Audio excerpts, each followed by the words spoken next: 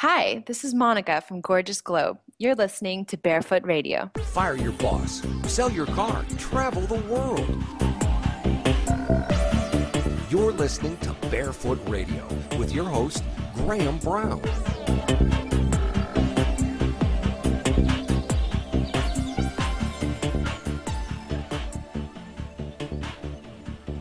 So hi Monica, thanks for joining us today. How are you doing? Hi Graham, good to be here. I'm great. It's Friday and I'm just ready for the weekend. Excellent. Where are you in the world today, Monica? Today I am in Johor Bahru, Malaysia, which is at the southern tip of Malaysia, right across from Singapore. A lot of people have never heard of JB as we call it here, but yeah, it's at the gateway of Asia, basically. So that's pretty far from where you're from, right? Because my understanding is you're from Texas, so it's been quite a long journey. What brought you there? Oh, wow. Yes. That's a big question, and I'll have a big answer for you. But yes, I'm originally from San Antonio, Texas, and I grew up there all of my life. And the thing is, but I grew up in a multicultural family. So my stepfather was French, my stepmother is Turkish, I'm Hispanic.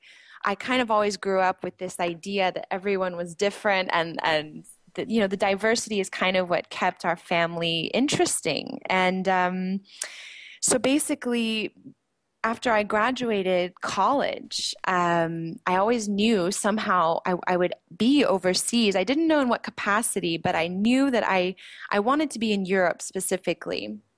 And so I made it happen. I saved up and I bought my ticket and I left. I left as soon as I could. I think I left the October after I graduated. And I wasn't nervous. I remember it feeling so right. And I was excited. Of course, I was a little bit like unsure. I don't really plan things. So I just had the money in my pocket that I had and the hope that it would work out. And, 4 years later, I'm here in Asia, but that's sort of how it all started. Wow. We'll talk about your journey in a minute and go into depth in some of the amazing places you've been. Okay. But before we get there, I want to take us back to that moment after graduation with the money in your pocket when you were leaving. Right. What on earth was going through your head at that time? And did you leave with the knowledge that you weren't coming back for some time?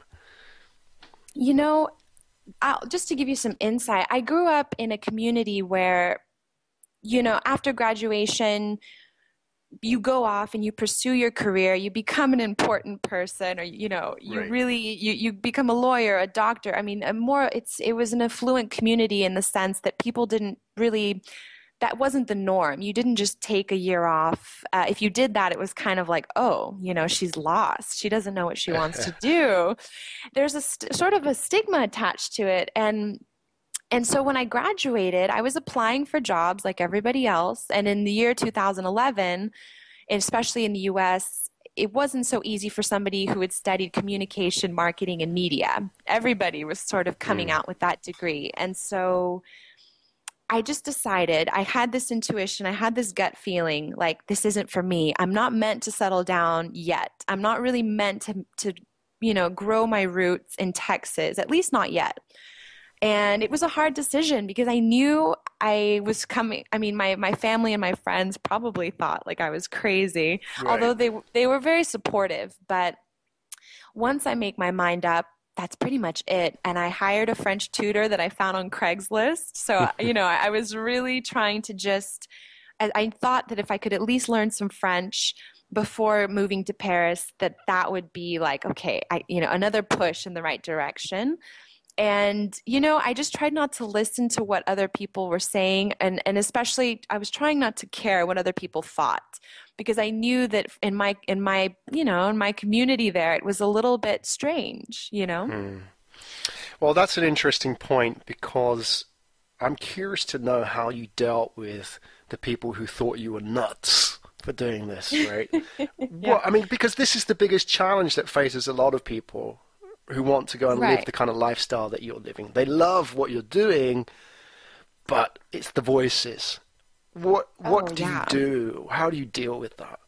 Well, especially at 21. I mean, I'm 26 now, but then that's, all of those voices in your head and being alone on your own for the first time, not having to go to class, all of these things, it was hard. And I have Mm. to admit, I definitely listened too much to those voices and the doubters. But in the end, 5 years later, I can say, I told you so. And like you asked, at the time, I didn't think I would be gone for this long. Obviously, I really thought it would be, 3 months of a trial kind of vacation. And if it failed, well, then it was a great post-graduation, adventure.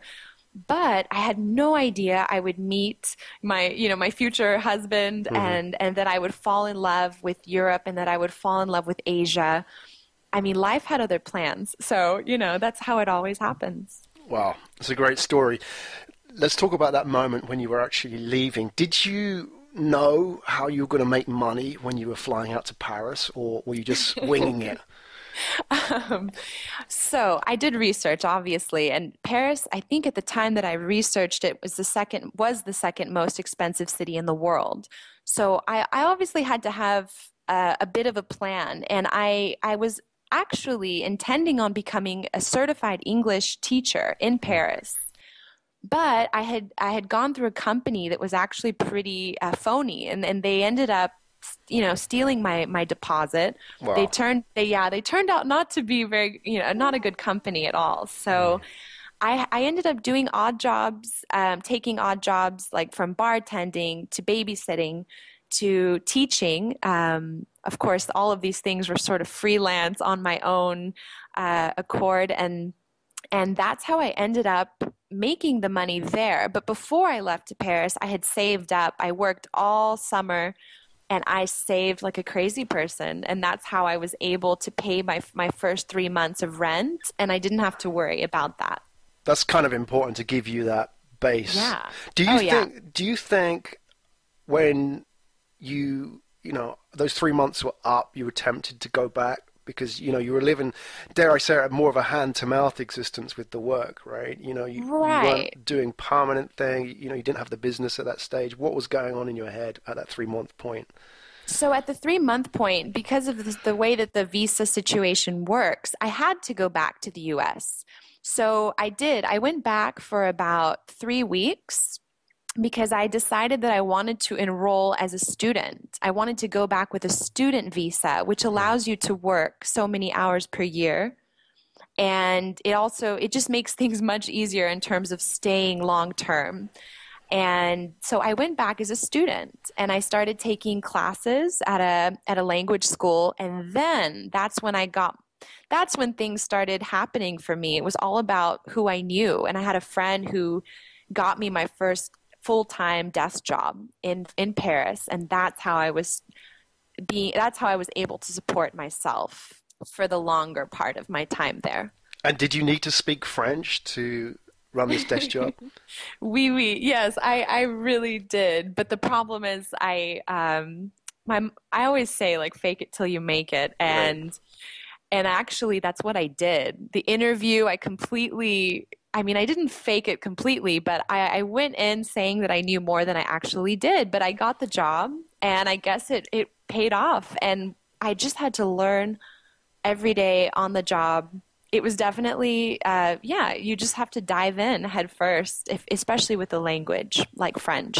Yeah, the best way to learn. Monica, I'm curious. You've been to, we'll talk about some of the other places coming up in a minute, places like Yeah, Indonesia, Malaysia, and of course, France. If yeah. if you watch the news, have a negative opinion of Americans, right? What's your personal experience been? Well, luckily, yeah, after studying the media, especially knowing how things can be turned, so the bias that's involved. I mean, I understand Americans have, in France, it was more about Bush. Everybody would tease me because I was from Texas, and of course, Mhm. President Bush didn't have the best reputation overseas, and I think. Yeah, sometimes people would judge me before getting to know me because they figured I was conservative and narrow-minded. I mean, in France, there was more of that sort of judgment that was going on about where I was from. But to be honest, in Indonesia and here in Malaysia, people love. Hmm. They love Americans. At least they say they do. They tell me, wow, my dream is to go to the US one day. Or they know our movie stars and they think that they just have this really great idea of Americans. That's what I've found at least, and everybody has been very kind Yeah. In Asia, and also in France. But it was a little bit harder to kind of convince them of like, yeah, I'm okay, I'm okay. And it's great you've approached it with an open mind, right? Because that could Right. easily be a sign for people to go back home, right? Oh, this is difficult. This is hard. Did you ever have a point where you thought, it's so much easier back home. Let's just pack bags and head off. I did. And I'm not gonna lie and say like I can, that I've been so comfortable everywhere because that's not the case. When I first moved to Indonesia, it was the biggest culture shock I've ever felt in my life. It was so different from anything I had ever seen or even experienced, and it was hard. It was definitely I was there for a year, and the first 6 months, I genuinely thought, like, maybe this isn't for me. Maybe I'm not meant to be an expat. And the thing about it was the city that I was in was not very developed. It was very dirty, very hectic. I really felt like bombarded every day. My senses were being Hmm. bombarded. And you know what? In the end, that was the best experience looking back, even though it was only a year ago, not even a year ago, that I left. I appreciate that experience the most because I ended up loving that city and I ended up finding myself and figuring out, okay, if I'm going to do this long term and really be an expat, this is what I need to change and this is the mindset I need to have. So it was completely transformative and eye-opening, definitely. Let's talk about that transformative mindset. Was it just about mindset? What did you need to change in the way that you thought about things or in your life to do this on the terms that you're now doing?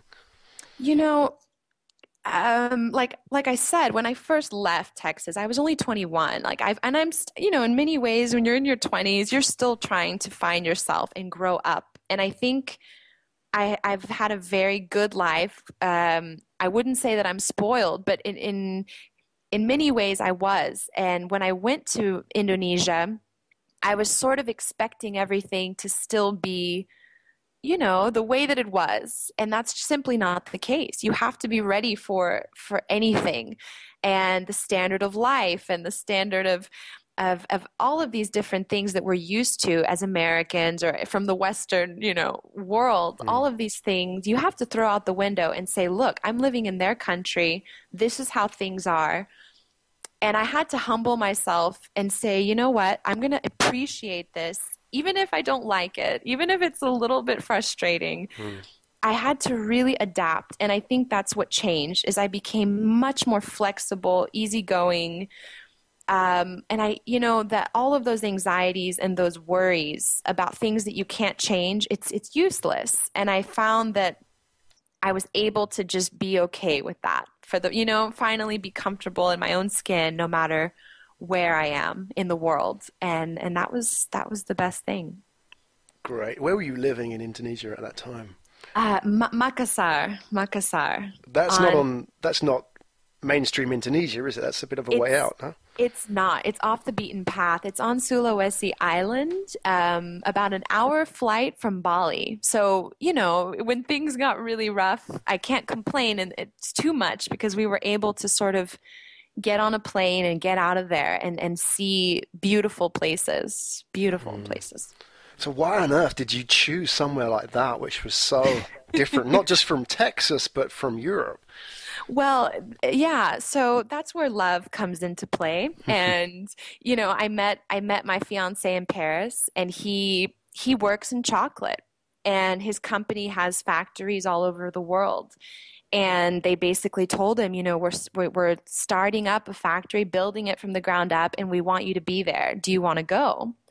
And he loves to travel as much as I do. And that's one of the reasons why, we do so well, because we both love the adventure. And so we said, okay, let's do it.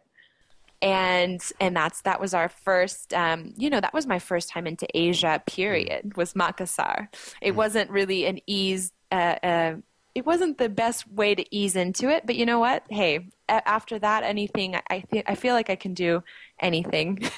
Yeah, yeah, and there's chocolate there as well, waiting for you at the other side. So what Right. better temptation? Exactly. So let's talk about Malaysia, where you are now. Tell Okay. us what the environment around you is like, the kind of people, the things that you can see. What can you describe for us?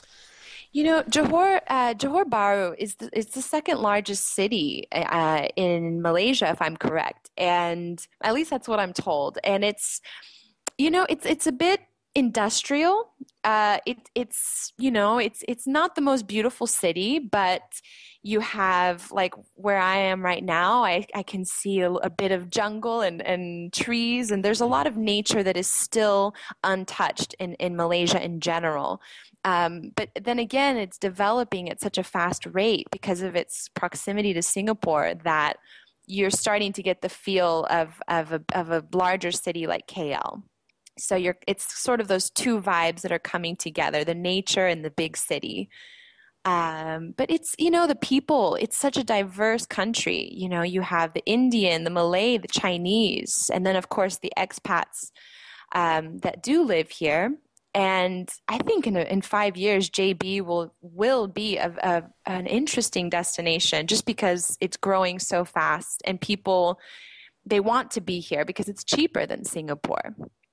And there's more open space. It's more interesting for people to buy land here and to kind of come here for the weekends. I mean, let's wind back a bit. When you were in Paris, you said you started off doing taking whatever jobs you could get, and then you moved on to the desk job. What's the setup now for you, Monica, in Malaysia? So basically, what I was doing in Paris, I was working in marketing and for basically writing recipes for a digital cookbook. So my passion has always been food. And I was a food writer over in Paris, but I wasn't getting paid for it. And I'm doing more or less the same thing here in Malaysia. I write restaurant reviews when I can, and I'm doing freelance writing and editing gigs when they come along. And so aside from my blog, which I'm trying to build up and gain followers and all of that, but I'm writing and I'm editing.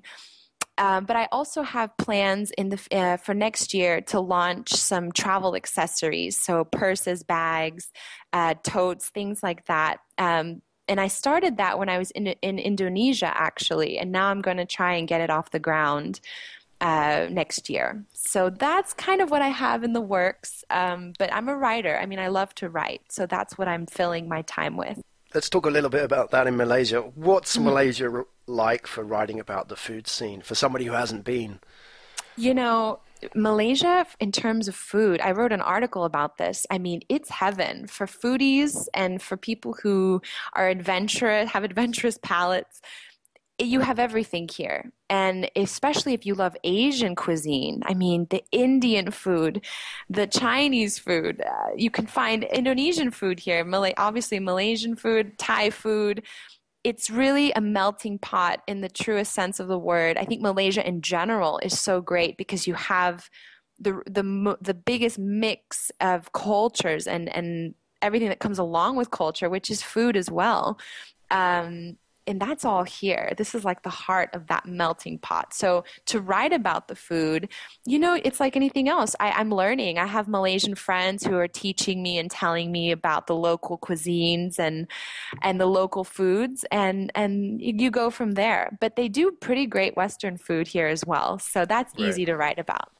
And That's easy to really fall back on if you just want some comfort food, right?